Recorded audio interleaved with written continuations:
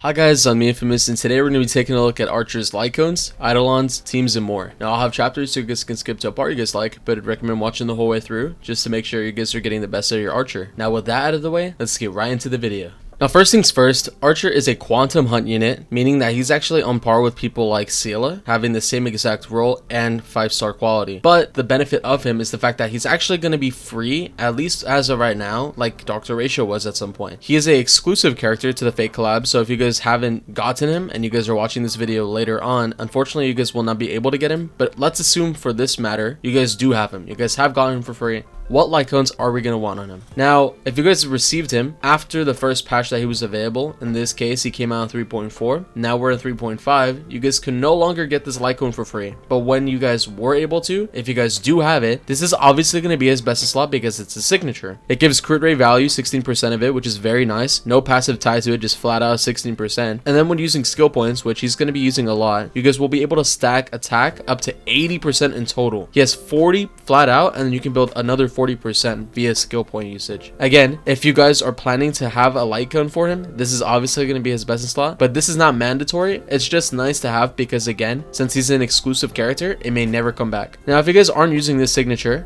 I would definitely recommend going for a Stellar of the Cruising Seas, and that's because you're getting the same amount of crit value, even more if you reach the extra requirement, and when you defeat an enemy, you're also getting that 40% attack. Now, it's not going to be as much as 80. 80 is just ridiculous, and this is also tied to you having to defeat an enemy. If you guys are doing Apocalyptic, you guys will not have this full passive, so again, this is very dependent on your scenarios, but more than likely, if you're doing MOC, this is going to be almost tied to value in comparison to his own signature. Again though, they're both free-to-play options, at least during the patch of 3.4 when he first came out. Right now, this Stellar Cruising Seas is the only free-to-play option I would personally recommend since it's so easy. It's from her to shop, and if you guys aren't going to be going for that, then again, his signature is obviously going to be worth it, especially because there's a chance it will never come back. Again, up to you guys, but that's what I would recommend when it comes to Lightcones. When it comes to Archer's Tracers, and it's not just Archers, I will say this for quite literally every single HSR video, please, for the love of God, actually upgrade your shit, okay? For example, we're getting attack, we're getting quantum, we're getting crit rate. Every single thing is giving value. There's no reason for you to not to upgrade it. Attack with your basics, sometimes you guys might actually do it to build up skill points, so this is useful. This is increasing your follow-up damage, so this is obviously going to be useful as well. Your skills, it has your highest damage multipliers because of the fact that you're spamming 5 of them back to back to back. This technically has higher damage multipliers than your ultimate, and your ultimate you're using 24/7 too because you're going to be able to have more charges for your follow-ups. This is going to be massive, so regardless, please, again, for the love of God, please just upgrade every single tracer. There is no reason not to. When we start taking a look at abilities, 1 extra charge, meaning you guys will have a follow-up, and that follow-up will proc and get a skill. This is very good. When we start looking at your crit damage bonuses, you will get a free crit damage bonus every time you use 4 skill points, which again is the equivalent of 2 skills. That's not hard for you to have. So free 120 crit damage. Then on top of that, you're also increasing your skill points by 2. If you guys have Sparkle with this, you guys can have 9 skill points for him. This is fucking absurd. So again, when we start looking at the raw value for everything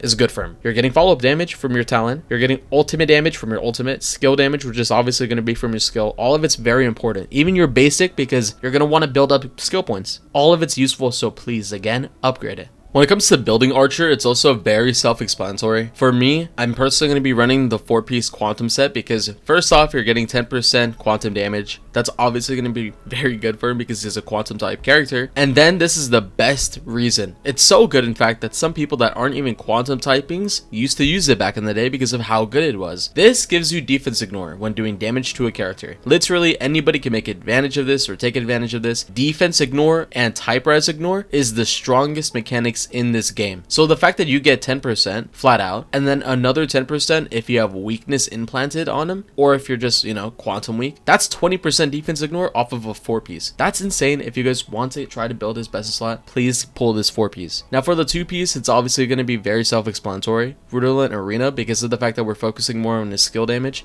getting crit value and buffing his skill damage is going to be the best thing for him. Now, even though we have ultimates that we could try to go for Inner Sausalado or things like that, that. He also has follow-up attacks built into his kit, so this isn't completely useless. But in comparison, again, because of the fact that most of his damage comes from his skill, you guys are gonna want to run Rooted Arena so you guys can take full advantage of that. Also, speaking of 4 pieces, technically, just like how you guys can go for Innard Solado, you guys could also go for Scholar's 4 piece because it buffs your skill damage as well, but it's not going to be nearly as good as flat out defense ignore. So if you guys want, again, this is the best in slot I would personally recommend. 4-piece quantum set for def ignore and 2-piece Rooted Arena for skill damage. When it comes to main stats and substats, I think it's very self-explanatory because of the fact that he works like any other traditional attack scaling DPS. So naturally, again, very simple, what you want to go for is attack percent, crit rate percent, crit damage percent. Now when it comes to main stats, because of the fact that he's a single target DPS, you're going to want crit rate instead of crit damage unless you guys have very good crit rate subs. Most of the time a crit rate chest piece is just going to be far more valuable. Now when it comes to attack boots, the reason why we're running attack instead of something like speed like most traditional hyper carries is because of the fact that his best in slot teammate is Sparkle. So just like how we would use a hyper carry Sunday setup, we're going to be using Sparkle in that same exact way, meaning that to further Archer's damage, we're going to try to take advantage of those attack boots.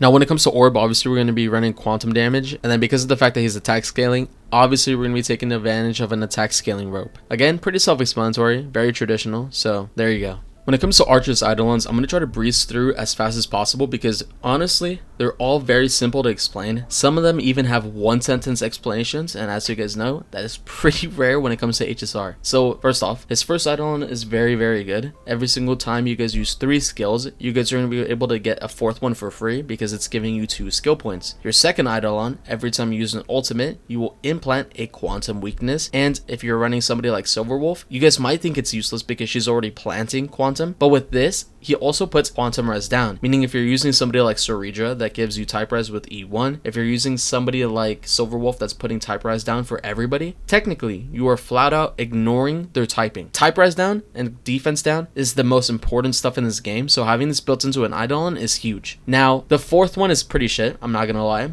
Ultimate damage is pretty much useless because of the fact that most of his damage is coming from his skills. It's a nice bit of extra damage, but it's not going to be so insane in comparison to 1, 2, and 6. If this was skill damage, this would be insane, but again, it's just kind of mediocre. If you guys want it, you guys could go for it because again, he may never come out. Now, E6 is also insane. You now ignore defense with your skill. 20% defense ignore. And then on top of that, every time your turn starts, you're getting an extra skill point, which means eventually you guys will be able to build up skill points even quicker than you guys normally would. That means you guys can spam back to back to back even quicker, which is insane because you guys can just imagine 9 skill point max out with Sparkle Ultimate on top of this ability. Yeah, bro, like the enemy's fucking dead, okay? Flat out, this is very good. If you guys want to go for E6, this is one of the few characters that would actually recommend it because again, he may never come out. So maxing out a character you guys would love, if you guys could, try to go for it. When it comes to Archer teams, you guys have pretty good flexibility. But there is one character that is basically his master and servant relationship, and that's going to be Sparkle. Now, the reason why I say that is because of the fact that Sparkle is providing skill points, advanced actions, and she's providing a lot of buffs in terms of crit damage and things like that. So because of that, we are obviously going to want to take advantage of Sparkle's buffs. Now, nobody in the game as of right now is providing as many skill points as her, so obviously she's going to be the dedicated teammate. But the real question is, who are we going to use besides Sparkle? Now, if you guys have Silverwolf and you guys do not have an E2 Archer, you guys could run Silverwolf instead of Tribby because she's going to be able to implant a quantum weakness, meaning you guys can take advantage of the 4-piece quantum set on Archer and get 20% defense ignore instead of 10. Now, on top of that, Silverwolf herself also has defense ignore, so providing stacking abilities like that is huge. Now, another thing you guys could also do is stack type res down, which is also good if you guys do have an E2 Archer because he's implanting quantum res. On top of that, Tribby is here to give you even more type res down. And then lastly, you guys could run somebody like E1 Soridra, which is buffing skill damage,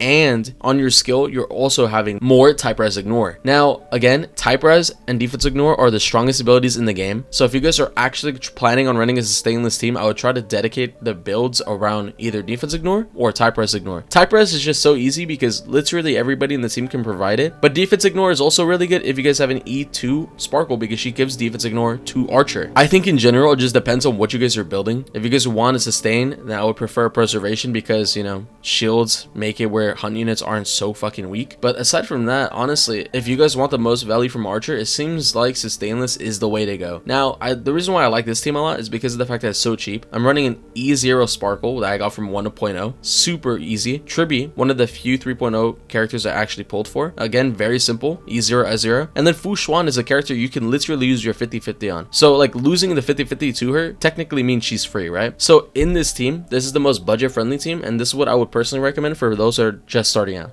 Now that I talked about Archer's kit a little bit and I've showed you guys how to build him, I want to try to show you guys how it's actually going to look in game. So first things first, his technique is very important because his technique is going to be able to give us one charge. With the upgraded tracers, we're also going to have one tracer built in that's going to give us another charge, meaning that with those two charges, we're going to have two follow-ups. Two follow-ups means we're going to have two skills. So the fact that we're getting free skill points is going to be absolutely massive for us. As you guys can see in the bottom left, next to Archer's icon, those two swords are representing his follow-up attacks. Those two follow-up attacks are going to indicate how many skill points we can actually get. To actually proc those, what you guys are going to want to do is you're going to want to basic attack the enemy or ultimate in general. As long as you hit the enemy with a different teammate, you guys will be able to proc that follow-up attack. Right now, we're going to skill with Sparkle, bring Archer up, basic attack so we can build up skill points. And then after this, we're in ult. This ult is going to proc Archer's follow-up. Now, as you guys can see, we have 6 skill points, okay? Archer does a follow-up attack. One of the charges are used. And on top of that, we get 7 skill points. Now, what I'm going to do right here is I'm going to skill. And then I'm going to basic. Now we have 8 skill points. And then I'm going to skill with Sparkle. And we're going to save her ult. Now that we have Archer here, we're going to start skill spamming. Now, what this is going to do is we're not just going to be able to do it 1 time. We're not just going to be able to do it 2 times. Not only 3, but then we can actually skill with the ult with Sparkle. And we're going to be able to get a full refresh and continue skill spamming again. As you guys can see right there, the fight isn't over. We can just continue skill spamming along with popping ultimates and everything. And it's going to be able to continue very, very easy because Archer's kit is literally just built around how many skills you guys can actually output. Now, there are a few downsides I can actually think of on top of my head. Because of the fact that he requires so many skill points, you guys are naturally not going to have as many if you guys do not have Sparkle. If you guys do not have Sparkle, Archer is practically useless in terms of his skill point usage unless you guys have E1 or another form of skill point generation. Because of the fact that we're running Fu Xuan and we're using somebody like Tribby, they are naturally either going to be skill point neutral or skill point positive. Sparkle is generating so many skill points that even with them being neutral, this is still going to benefit him naturally. But if you guys do not have that, in general, I think your Archer will struggle. Now, a way to circumvent that is by using his ultimate. And when using his ultimate, you guys will get 2 more charges. Again, charges are huge because charges represent how many skill points you guys can generate. As you guys can see right there, even a follow-up from Tribby is going to proc his skill point usage, and now we have 7 skill points. We still have 1 charge left over from the ultimate, but another unfortunate thing is the fact that when you're using your skills, you can only do a maximum of 4. Sorry. 5. So once you use these 5, you're gonna have to do another rotation, and that's the only way you guys are gonna be able to do your max counts. To put it simply, he is a very, very high damage dealer, but it's all burst damage. You guys are gonna be using all your skill points at once to try to kill the enemy, and most of the time, if you guys do not have enough damage outputting, unfortunately, you guys won't be able to kill in one cycle. Again, a nice way to do this is by getting E1, because E1's giving you more skill points, meaning that in that first rotation, when we were generating skill points, instead of basic attacking, we could just outright skill because his E1 provides that. Or if you guys are fortunate enough and you guys have E6, every single time you take a turn, you're also generating skill points. Regardless, as long as you have characters in the game that are giving skill points, you guys won't struggle at all. But I just want to give you an example that even with this E0 S0, a way to circumvent that is again by using his ultimate because you get charges. Techniques give you charges. Upgrading your tracers gives you charges. So in general, as long as you take advantage of that, you guys will not struggle in terms of skill point usage. Hi guys, I hope you guys enjoyed the video. I just want to quickly say, I hope you guys enjoyed this collab. Even if the story was inherently shit for the most part, at least the characters' designs and gameplay have been hella good. I think a lot of people can agree that it'd be nice if we had the masters, but the servants themselves have so much gameplay and it's so valuable to have them, especially the fact that Archer was given out for free along with his Lightcone. That in general, I think that kind of makes up for how mid the story itself was. Not only that, but I feel like in general the animations and not just the overall kit, but it was just fun to play them. So again, if you guys are starting out right now, I hope you guys are happy with your Archer. If you guys do not have Sparkle, hopefully you guys can save for that next patch or whenever she comes out in reruns, because naturally she's a very good character. Now, because of the fact that I finally have Archer built, you know, I'm going to try to make some gameplay videos because now that I have the guide out, I can actually do that. Now, I'm also going to try to upload some more Epic 7 content because we have a Fearing collab coming out. Insane shit. And I know I haven't uploaded in 10 days, but I had a lot going on and that's my bad. There's no excuse here. I will just try to upload more often. This week, because of that fact that I haven't uploaded uploaded in 10 days, I will try to get out 3 videos this week, okay? Not 1, not 2, but 3. I hope you guys are willing to stay and watch. I'm happy you guys watched this video. Hope you guys are enjoying the collab, and I'll see you guys in the next one, okay? Bye-bye.